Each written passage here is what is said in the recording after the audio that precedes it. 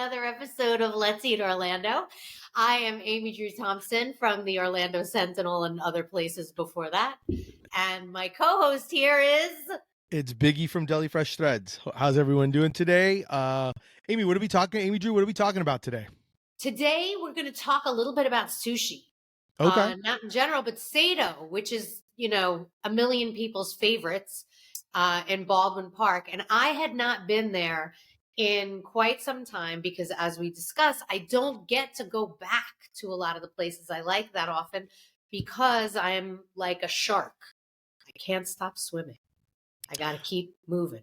And a lot of that is also because of the fact that, like, when you have to write articles, how many articles are you supposed to write during the course of the week of new places and stuff like that? Like, what is it usually? Something I write on average 4 minimum a week, I would say. And that doesn't count news. Yeah. Like breaking things. And it doesn't really count the larger, what they call enterprise reporting stories. Got it. So I write a lot, but let's look at it this way. 52 reviews a year.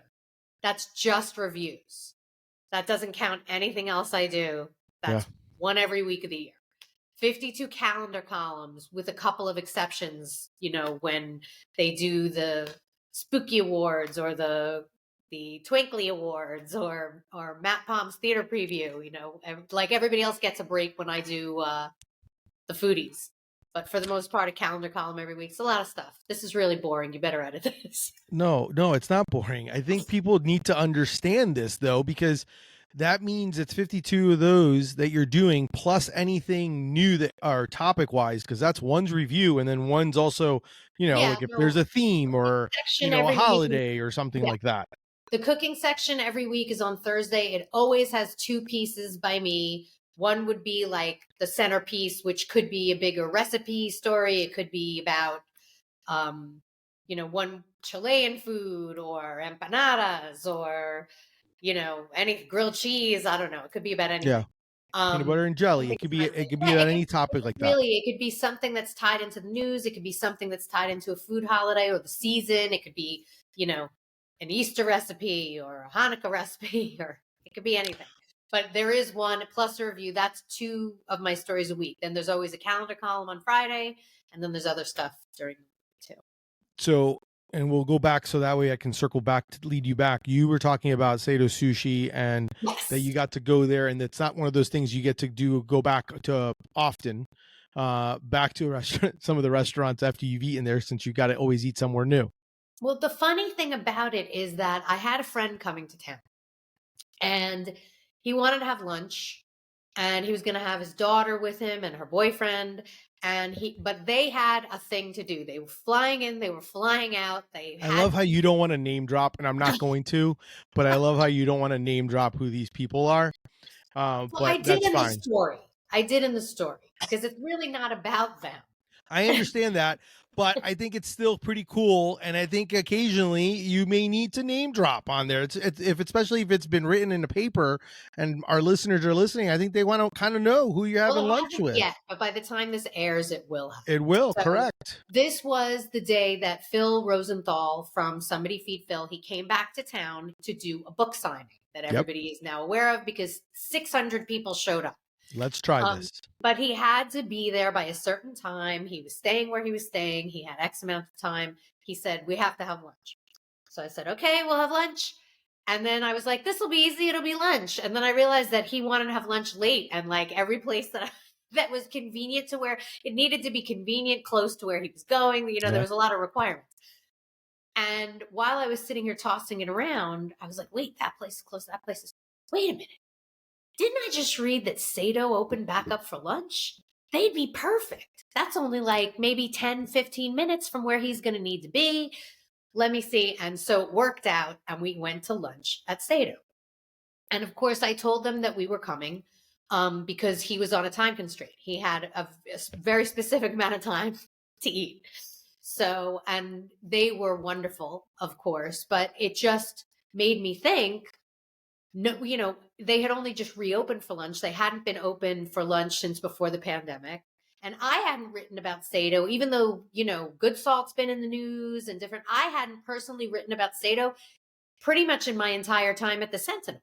Wow. And certainly not since Hui Tin was the executive chef. He's been there for like 12 years though. So like the last time I wrote about them, he was probably like an assistant sous chef or something. It was like in the way back.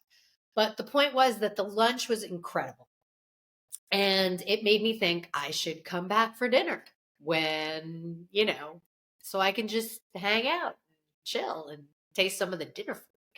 And so I went back for dinner. It was, again, it was such a good meal. I can't even. And so I was like, people are always signing up to Let's Eat Orlando and saying, I'm new in town. What's good for this? I just moved here. I'm moving here. I'm coming to the area. And I was like, you know what? Maybe in our circle, yours, mine, the foodies, people, everybody's like Seito. Everybody knows about Seito. But the real thing is we're all like kind of up our own butts. Like, no, people aren't like us. Not everybody is like us. It's not restaurants and food every 5 seconds with normal people. So I felt like there were a lot of people who could benefit, as could Seito, from them learning about this place. Yeah, no, and I think that's something that is, I'm glad we're having this conversation for a few reasons. One, obviously, I like that we name drop a whole bunch of different restaurants, and that's what the idea of the show notes will be, so that people can go to them. But I also like the fact that I also kind of think it's kind of cool because people can kind of get a little bit of a better idea of what you go through, in the sense of like like, hey, how come she hasn't written about this, or how come she hasn't, and it's because like, hey, you're basically going and trying to eat different places. So sometimes it's not one of those things where it's always you can always kind of like, hey, I'm going to talk about this person. Oh, but you already talked about them about a year ago. Unless something's changed or something's new or something newsworthy is happening, you're basically constantly trying. And that's the beauty of, the paper. If it fits, I mean, a lot of times people will fit, and there are news stories that need sources that of people who own restaurants, run bars, whatever. So I'm talking about a given place, but in a different context. Yeah. It's a news story about this, or a food story about that, and it's not the same. Let's since you obviously had lunch and dinner at Seito, can you tell us what you I'm kind of curious, like if I haven't been there, what do you recommend? Like what's your like, oh man, like this is so good. Do you have anything that you like that you really enjoyed?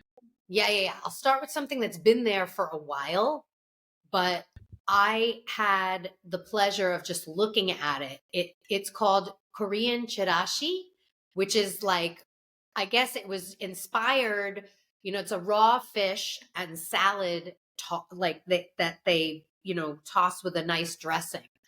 And they serve it with miso soup and I think a little bit of rice and these sheets of nori, seaweed. Okay. And it is just, first of all, it's just beautiful. It just looks like treasure. It looks like the colors in the fish are just, it looks like jewels. And then, Phil was eating it and he said, he was like, I wish I could put everything in seaweed. I think he and I get along because we're both like so ridiculously enthusiastic when we taste something that we like. And that's kind of how I feel every time I eat something really good. And then when I came back for dinner, oh my God, the salt and pepper beef ribs were ridiculous. Like he fries them. So they like have a little crust on them and they're deep fried. Yeah. And they're incredible. They're, What do they serve it with? Like a hoisin sauce, and I don't really remember that much about the condiment because they were good with nothing. Yeah. You know me, I like sauces, but I'm more about like the dish. But wow, what an incredible dish. And he calls it his childhood dish because all of the flavors are pho inspired. Nice. From when his parents would make pho and they would boil the bones for a really long time and they would give him the bones when they took them out of the soup to gnaw on, and he would dunk them in all of the pho, like the hoisin sauce and the sriracha and that kind of, so that's what it was inspired by. That's awesome. Yeah, they're I love delicious. stuff like that. I almost sometimes wish restaurants had almost like a backstory so you can almost like see some of those things. Like, you know what I mean? Like when you look at a menu and you can kind of hear, like, see the backstory of the menu, like if you really wanted to, if you're looking at it, and you could be like, oh, here's the story of how this came out, or how this got on the menu. I always think that'd be kind of fun to do, like a QR code or something, so that way as you're waiting for them, maybe who knows, maybe a restaurant will do this, you can like scan the menu and be like, hey, find out more about how these dishes came to be. It would be cool. On the one hand, sounds cool. On the other hand, it's like, wait, do I really want to look at my phone more? You know, True. am I eating by myself? Then True. maybe. Yeah. But if I'm eating with you, then I don't want to be staring at my phone. No, I get that. No, I totally get that. But I do think that'd be kind of a fun thing to be able to just kind of to be able to watch, or even heck, even on social, as a social media content, to figure out why or how or what came up, because those are the best stories. So other outstanding things there, the hamachi collar. I love the fish collar. If I see a collar on the menu, I usually order it. Outstanding. And there was a roll that we had called the Royale. It's like a $30 roll. So it's kind of mac, but it is a negitoro hosomaki, which is like more of a taller, slender roll. Okay. Is that like, and so it's kind of elegant with the, minced tuna and scallion, and then it has like a draped piece of chutoro tuna over it, and then caviar, and then gold, edible gold. Okay, for $30, I could see that. It I would it expect those looks things. badass, but it Yeah, is so good. It's that good. So that was like the money roll right there. that's awesome.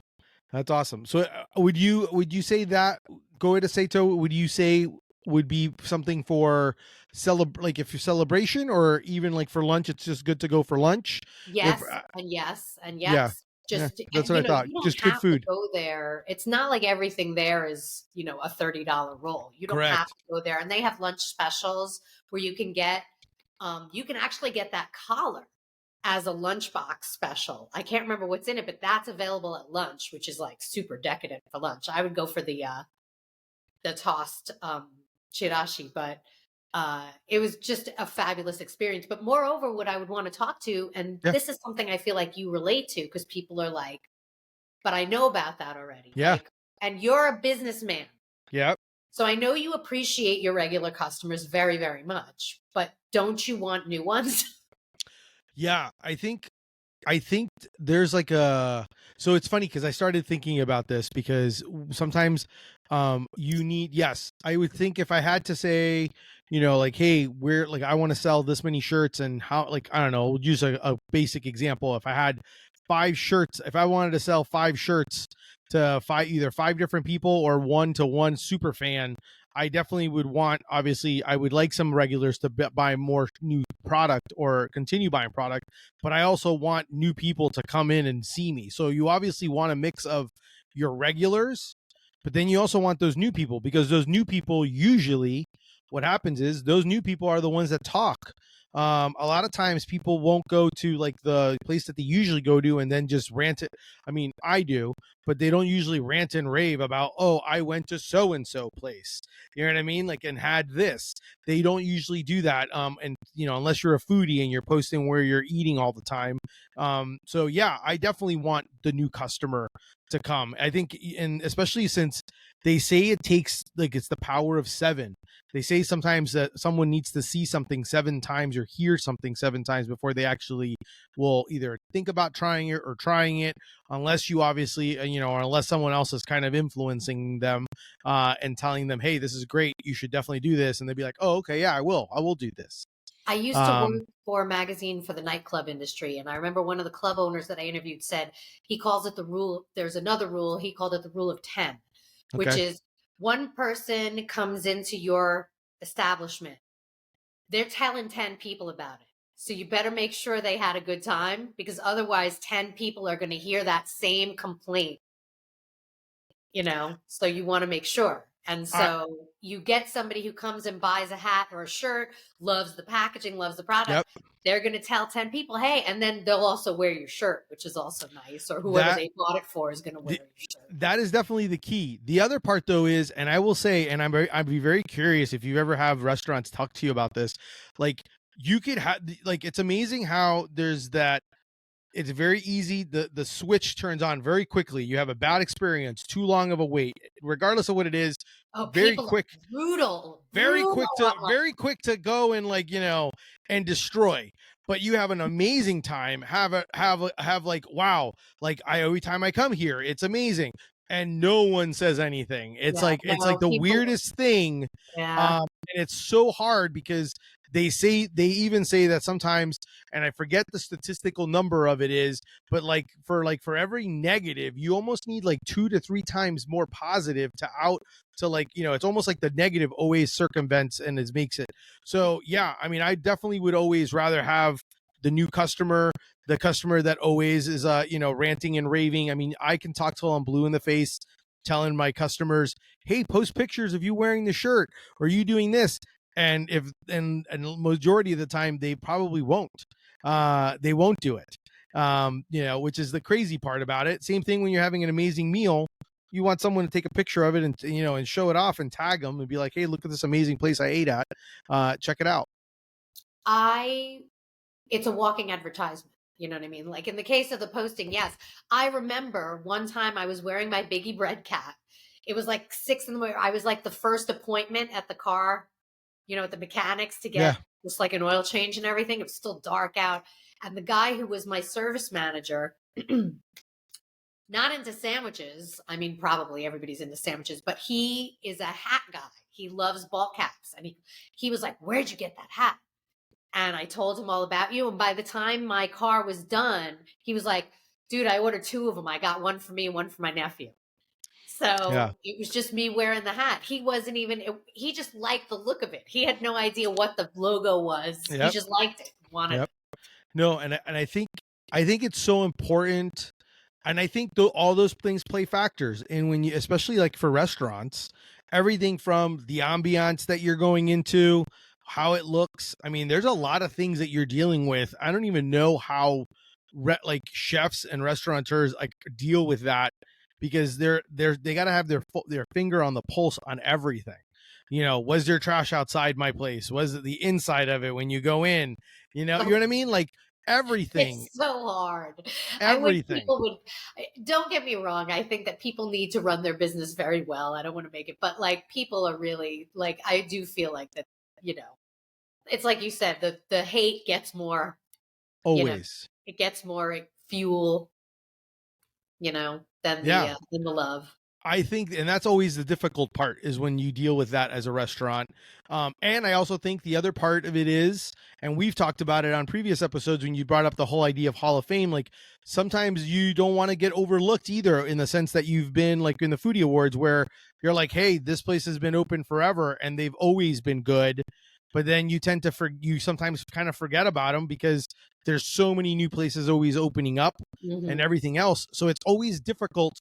I'd be kind of curious, like, if you, in your world, like, do you have like a note section on your phone of like all new places you always want to check out or I try? have Or notes on my phone. I have notes in a spiral notebook. I have a whiteboard at my office, dry erase, a giant dry erase board with a running list that I'm always adding to, always taking away from. And the sad part is there have been a couple of places in the years that I've worked here that have closed before I even got a chance to go. yeah, Because I just don't. Sometimes I think, oh, I'm going to be in Kissimmee. There's that place that I wanted to go, and I'll try and be strategic about it. But then all of a sudden, some news happens, and I have to write that. So all of a sudden, my trip to Kissimmee gets canceled. Oh, well, that place is going to have to wait until the next time I can either make a pointed trip or something else comes down there. I try to mix it up, though. I try to run around. I ran around the metro a little bit this weekend, so we'll be some.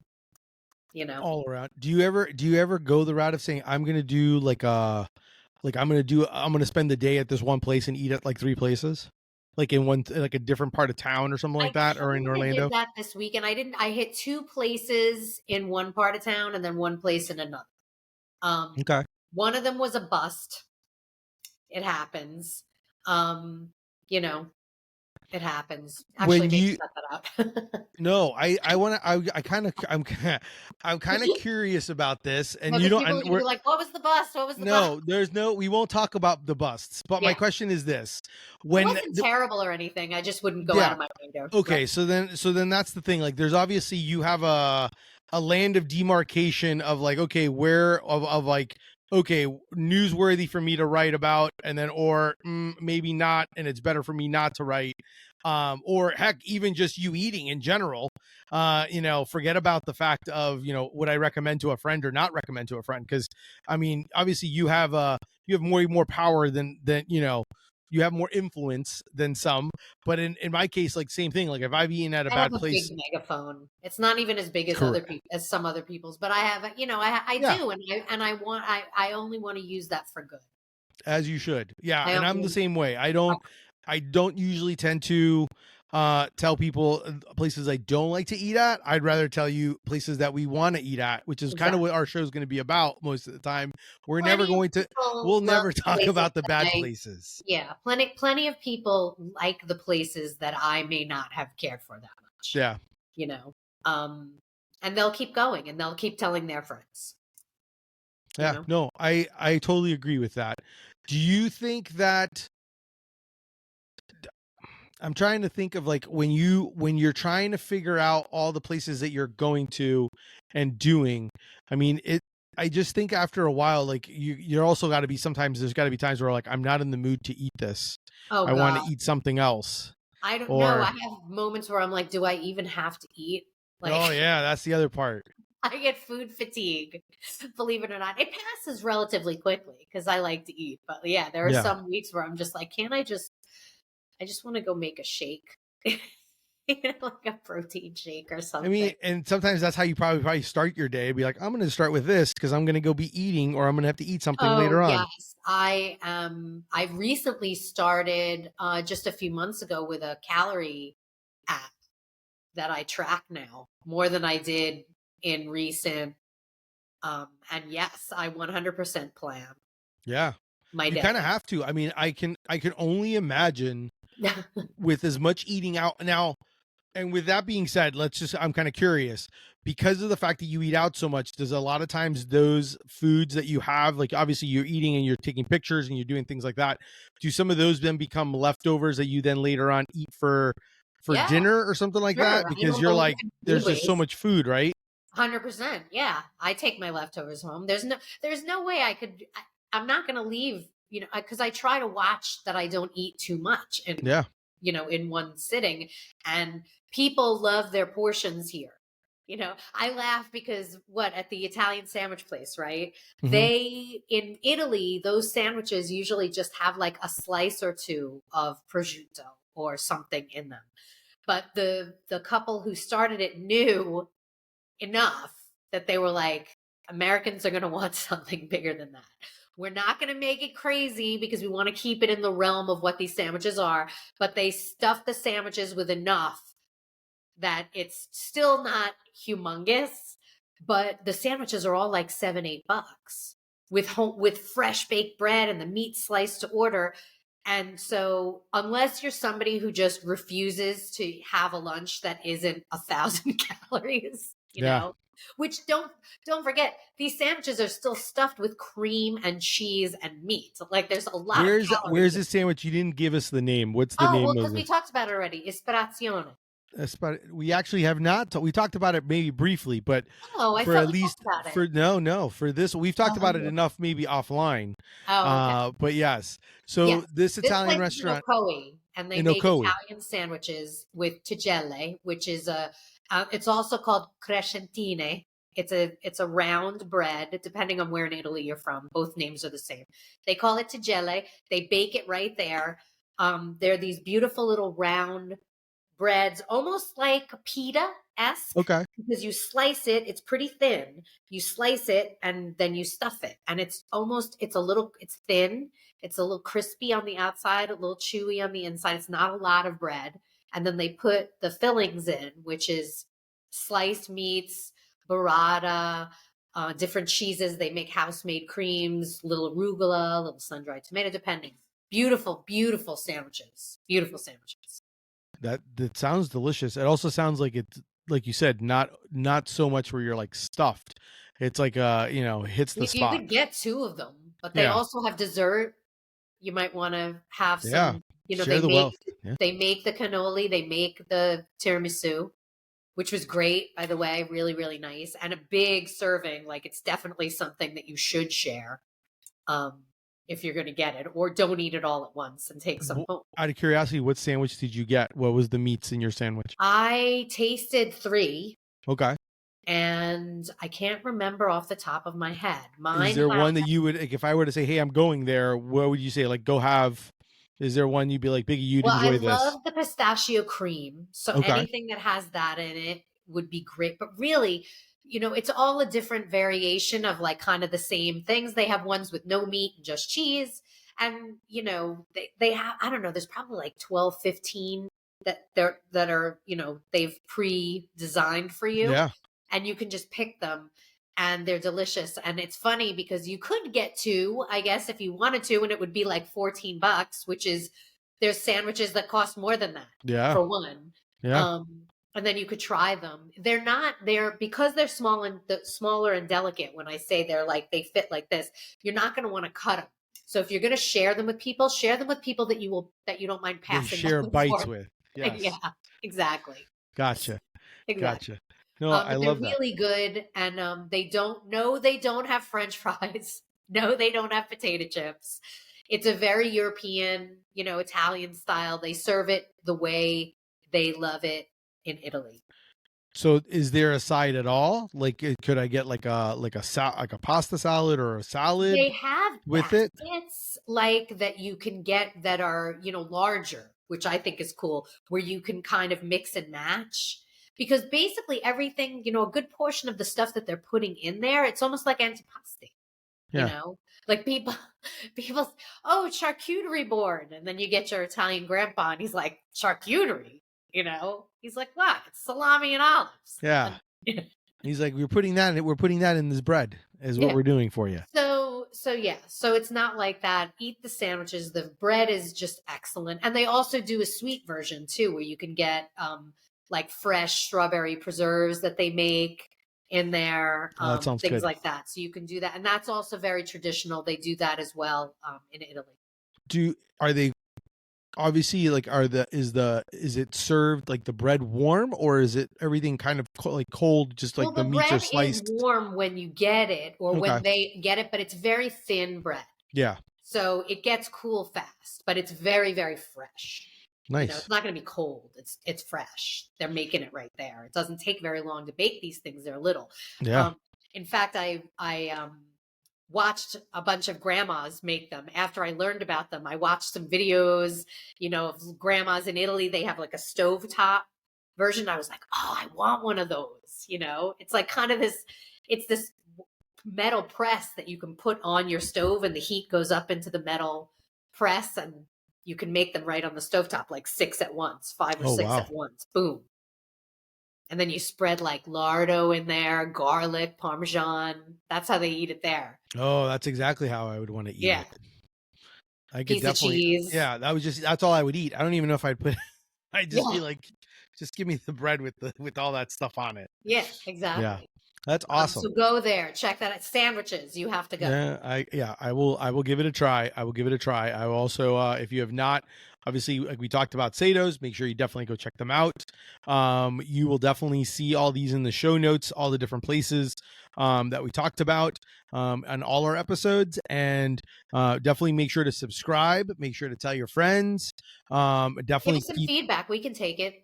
Yeah, please. You want to hear about what you want to hear about, certain topics you want us to discuss, places you want us to, check out or eat, or maybe even a food topic. I always love to hear Amy Drew's perspective on some of these things, just because she sees, I kind of look at it as, even though I like going behind the veil, or I guess like kind of like the Wizard of Oz, going behind the curtain and hearing a little bit more of some of the things that you have to deal with. Because I don't think a lot of people understand that part of it. And I want people to be able to appreciate it, because what you do is exactly what almost every major city, food columnist does and has to write about. And I think it's something that people have to understand and realize that it's a hard job, being the trying to share and give a different perspective for everyone to be able to enjoy different foods and meals. You're very kind.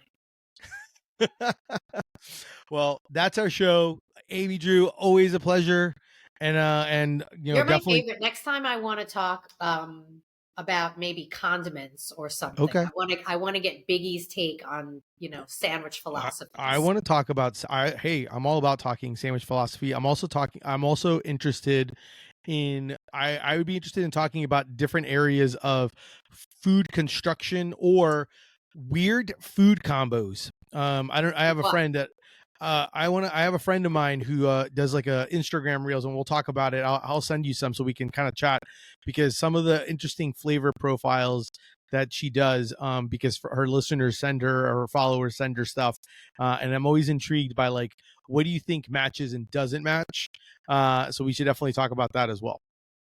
I would love that. Okay, well, perfect. Well, that's our show. Thank you so much for everyone for checking us out. Definitely subscribe, and we'll talk to you next week. Later. Bye.